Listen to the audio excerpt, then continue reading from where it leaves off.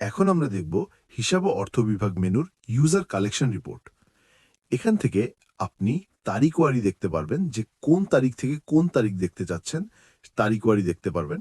এখানে আজ, এই সপ্তাহ, এই মাস, গত মাস, এই বছর, পুরো এই বক্সগুলো হচ্ছে শর্টকাট বক্স।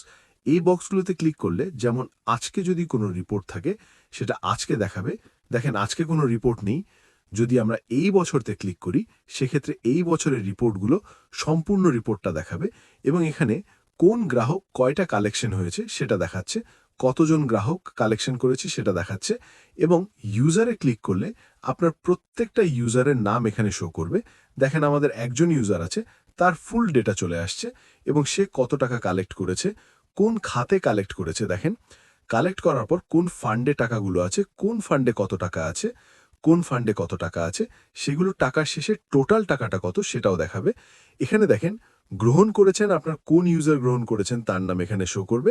এখানে কোন ফান্ডে টাকাটা গ্রহণ করেছেন দেখেন এখানে ইন ডিটেল শো করতেছে কোন ফান্ডে টাকাটা গ্রহণ করেছেন, কোন ফান্ডে টাকাটা গ্রহণ করেছেন, টাকার অ্যামাউন্টটা কত এবং সেটা স্টুডেন্ট মান্থলি। এখানে যেমন স্টুডেন্ট মান্থলি ফি, এখানে উদ্দেশ্যটা দেখাচ্ছে যে উনি কোন উদ্দেশ্যে টাকাটা গ্রহণ করেছেন।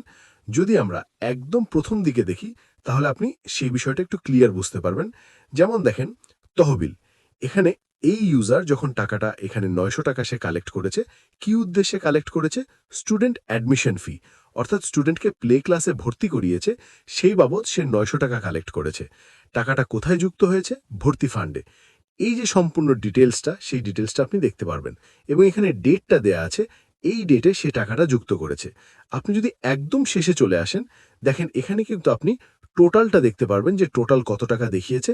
এটা হচ্ছে আপনার যখন আপনার একাধিক ইউজার থাকবে, কোন ইউজার কত টাকা কালেক্ট করেছে সেটা আপনি এখান থেকে খুব সহজেই বের করতে পারবেন এবং এই ডেট রেঞ্জ থেকে আপনি বের করতে পারবেন যে এই ডেট থেকে এই ডেটের ভেতরে কোন ইউজার কত টাকা কালেক্ট করেছে।